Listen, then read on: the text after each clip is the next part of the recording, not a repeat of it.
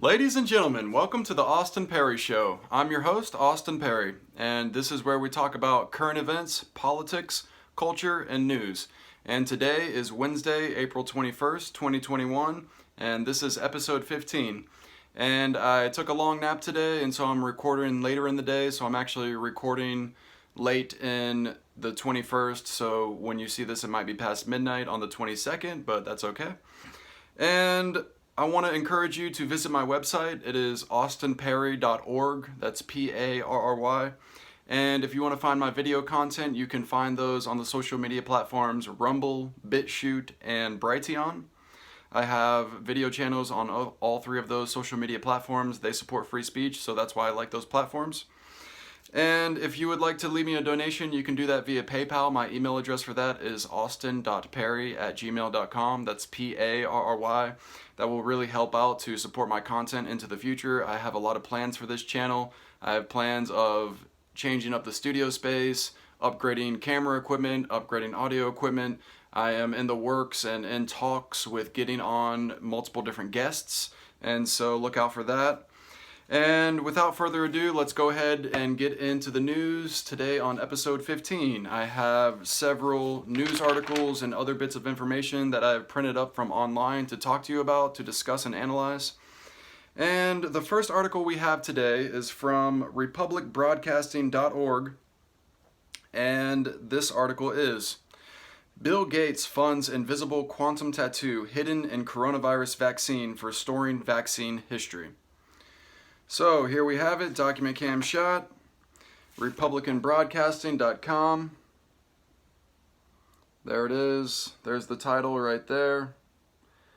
And, I'm sorry, republicanbroadcasting.org, correction. And so you see the picture here of these little microdot needles that dissolve into the tissue once it is placed in a patch form on top of the skin. And also, this type of quantum tattoo ink can be mixed in with vaccine liquids that's injected directly into the veins. And let's read a little bit here. A project funded by Bill Gates aims to deliver an invisible quantum tattoo hidden in the coronavirus vaccine for storing your vaccination history. The researchers showed that their new dye, which consists of nanocrystals called quantum dots, can remain for at least 5 years under the skin, where it emits near-infrared light that can be detected by a specifically equipped smartphone. Wow. That is the mark of the beast. That is the tracker chip. That is the injection that has little nanobots inside of it, little tracker bots that can be detected by smartphones. Let's continue here. Funded by Bill Gates, Massachusetts Institute of Technology, MIT, researchers have developed a clandestine way to record your vaccination history, storing the data in a pattern of dye or tattoo ink. Invisible to the naked eye, that is slipped under the skin, hidden in your vaccine. This technology could enable the rapid and anonymous detection of patient vaccination history to ensure that every child is vaccinated, says Kevin McCall, a former MIT postdoc who is now an assistant professor of bioengineering at Rice University. Continuing on here. McCall, a former visiting scientist, Lihong Jing, are the lead authors of the study, which appears today in Science Translation Medicine. Anna Genimlek, a research scientist at MIT's Koch Institute for Integrative Cancer Research, and Robert Langer, the David H. Koch Institute professor at MIT, are the senior authors of the paper. To create an on-patient medical record, the researchers developed a new type of copper-based quantum dots which emit light in the near-infrared spectrum. The dots are only about 4 nanometers in diameter, but they are encapsulated in biocompatible microparticles that form spheres about 20 microns in diameter. The encapsulation allows the dye to remain in place, hidden under the skin after being injected along with a vaccine. So there you have it. This is very interesting. This is from, once again, republicanbroadcasting.org, and they're talking about how they are injecting quantum ink, quantum dots into your skin with the vaccine liquid, and it is causing you to be registered, and if they scan you with a smartphone, these quantum dots are emitting a near-infrared light, and so it can recognize a pattern, and so you can store data and vaccination history within these quantum dots that are injected inside of your flesh. And this is, like I said, similar to the mark of the beast. This is basically like the people that have the barcode tattoo on the back of their neck. It was like a popular tattoo in the 90s. They're like, oh yeah, I'm part of the government system. Ha ha ha. I've got the barcode tattoo. It's so funny. Well, this is real life, folks. This is the quantum ink. This is basically like a barcode tattoo, but even more invasive and even worse. And who knows where it stops from there. I mean, that's just the beginning. I mean, they have all kinds of other types of nanobots that they can inject inside of you. Not just emitting near-infrared light, using it to make a register out of data that's stored inside of you. There's other types of nanobots they can inject you with also, folks. And so let's move on to the next article.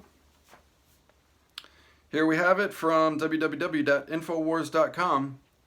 3 kids or more, Chinese researchers call to abandon birth limits to ensure immigration-fed U.S. can't outperform Beijing by 2050, folks. Here we have it, document cam shot, Infowars.com, very trusted source, very reliable. They're right about 99.9% of the time about all of their news coverage. And let's read a little bit here. China must fully liberalize, can't say that word, its birth control policy to increase labor force in the upcoming decades and compete with such countries as the U.S. economically, a paper published by the People's Bank of China says. Beijing should pay close attention to the fact that the country's birth rate is declining. While its population is aging fast, the researchers argued, the research, which was published this week by China's central bank as part of its working paper series, suggests the country's main economic rival, the U.S., is undergoing favorable changes in working population rates, largely through mass immigration. Well then, let's see, what else do we have here? Based on statistics and forecasts by the United Nations, which might even overestimate China's reproduction rate, according to researchers, the report suggests that in the next 3 decades, China's population will decrease by some 32 million people.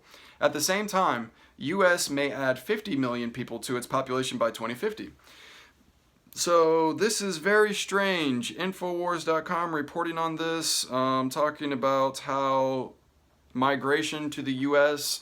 could be favorable for the U.S., while simultaneously InfoWars as a news outlet has been anti-illegal migration, not legal migration. I think they support legal migration. And so, let's continue here. Furthermore, the researchers warned that China's labor force is set to shrink, while the U.S. will see an expansion. And unlike China, the U.S. will have the benefit of skilled immigration.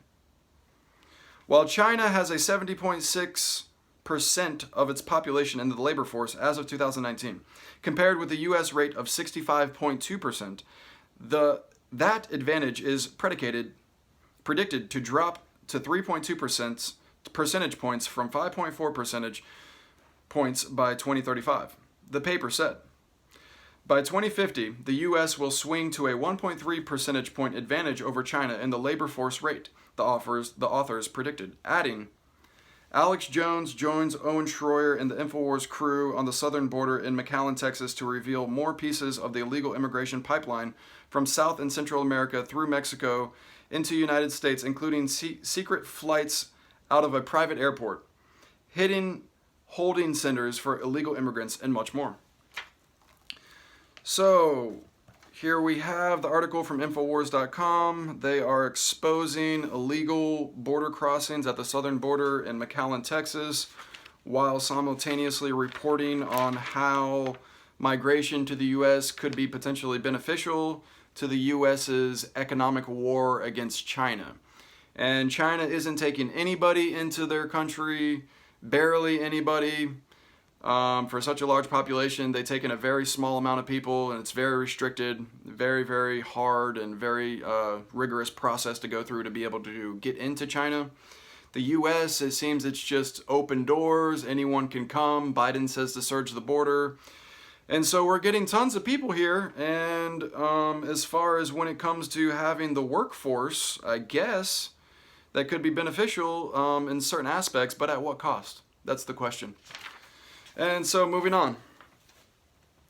So we are going to now move on from the news section of today's Austin Perry Show episode 15 broadcast onto the technology review section, which is something new that I'm doing. And this is what I want to talk about today is smartphones in particular.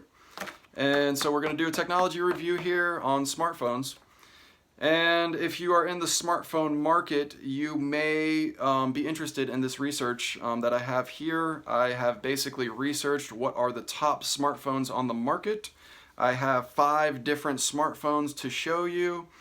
And if you're looking to upgrade, if you're looking to switch providers, if you're looking for a new smartphone that might be suitable for you, you might want to listen to what I have to say about this.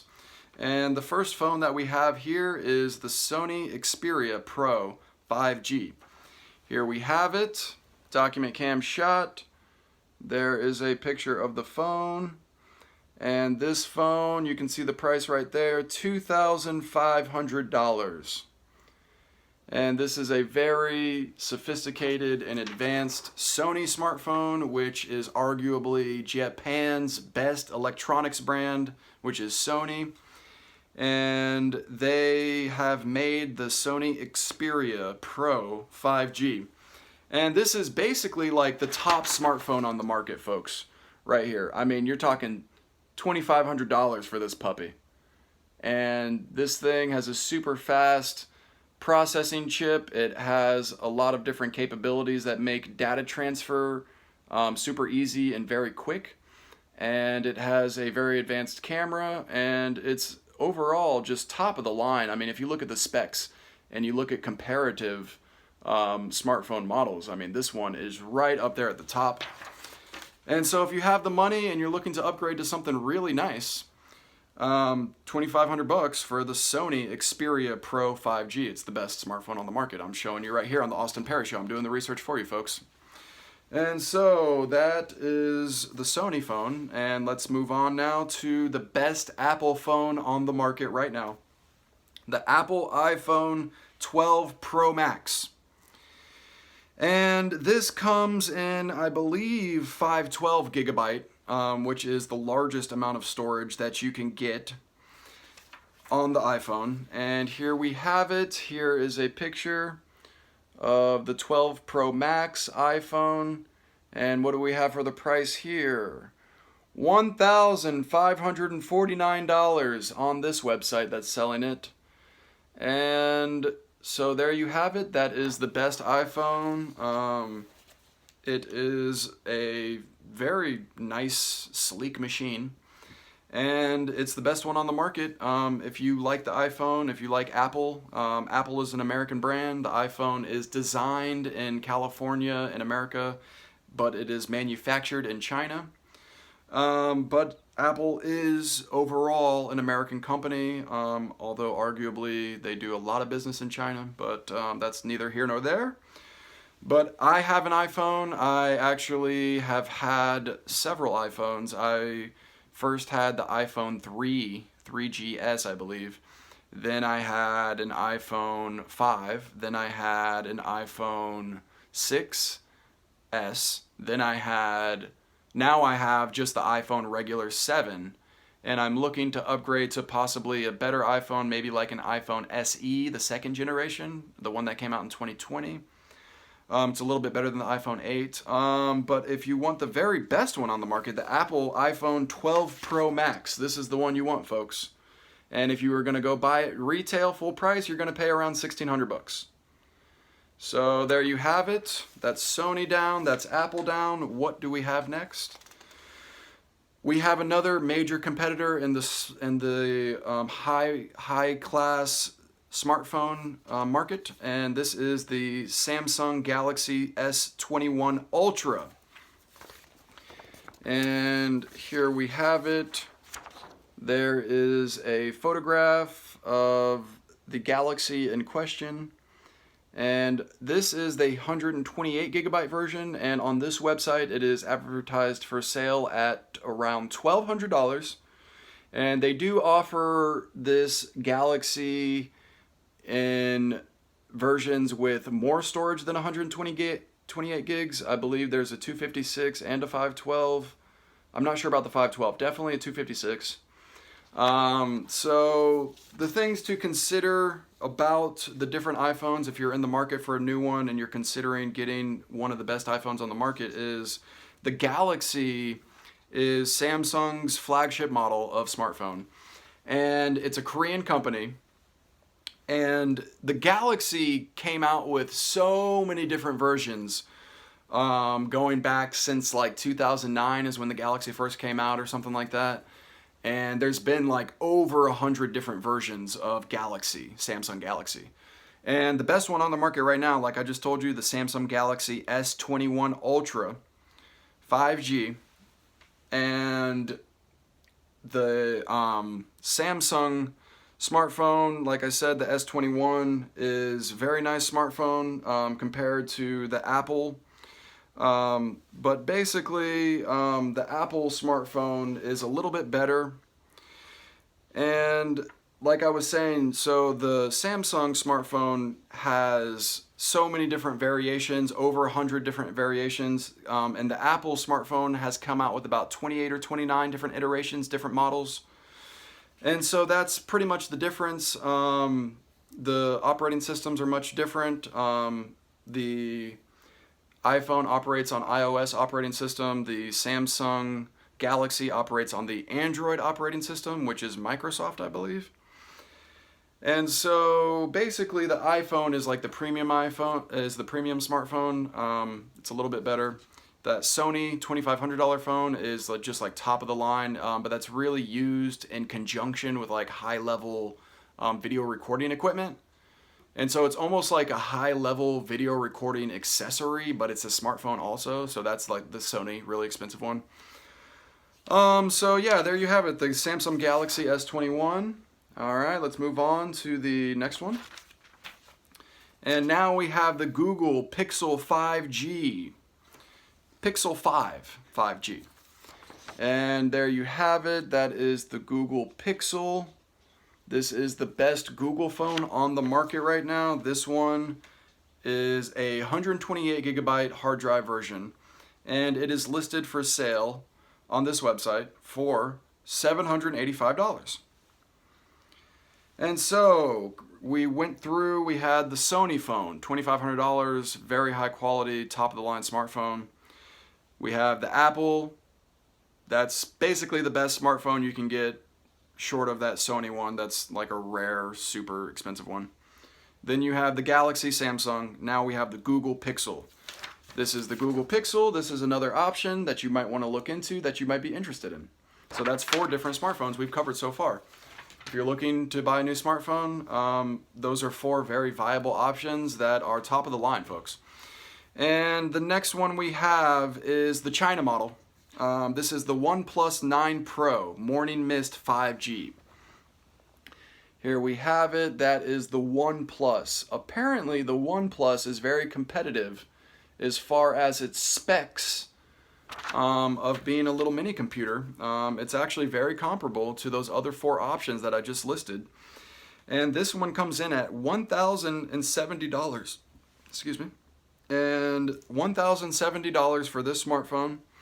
Another very viable option, this one, 256 gigabyte hard drive, the OnePlus 9 Pro, there you have it. That's 5 different smartphones we have covered. And just recapping real quick, we have the Sony phone, the Xperia, we have the iPhone 12 Pro Max, We have the Samsung Galaxy S21. We have the Google Pixel 5, and we have the OnePlus 9 Pro. That is 5 different phones. Those are top of the line, premium, high class, luxury phone models. And so if you're looking to get a new smartphone, you should look into those, folks. And that concludes the technology review section of the Austin Perry Show. And I will be bringing this segment back with other technology review sections in the future, so keep your eye out for that. And that concludes this episode of the Austin Perry Show, episode 15, on this Wednesday, April 21st, 2021 edition. And I want to thank you so much for tuning in, and I would encourage you, please check out my website. It is austinparry.org, and that's P-A-R-R-Y. And this is the Austin Perry Show, where we talk about current events, politics, culture, and news. And so let me know what you're thinking. Give me some feedback. Give me some input. Give me some criticism. I welcome that. And if you want to find my video content, you can do so on the social media platforms. Rumble, BitChute, and Brighteon is where I'm posting most at the moment. I like those 3 social media platforms because they support free speech. That's why I'm utilizing them. And if you would like to leave me a donation, I would be eternally grateful. $5, $10 will help out a lot. Every little bit helps. You can leave me a donation via PayPal, and my email address for that is austin.parry@gmail.com, and that's P-A-R-R-Y. If you'd like to support my video content and you think that I'm doing a good job exposing evil and exposing the truth, then please leave me a donation. I have many plans for this show in the future. I'm going to upgrade the equipment, I'm going to upgrade the studio space, and I am going to get on several guests and eventually several high-profile guests. I'm not going to stop, folks. I'm just going to keep going. I'm putting out content every day. They can't hold me down. I'm just going to go full force. I'm more motivated than ever to be successful. And just keep your eye out for the future of the Austin Perry Show, because it's going to be epic. It's going to be on a grand scale, and you're not going to want to miss it. And I want to thank you all so much for watching and giving me your input and your feedback on what you think about the Austin Perry Show. And so thank you so much, folks, and everyone have a great night. I will see you on tomorrow's episode. That will be episode 16. And have a good night, folks. Love and peace. Goodbye.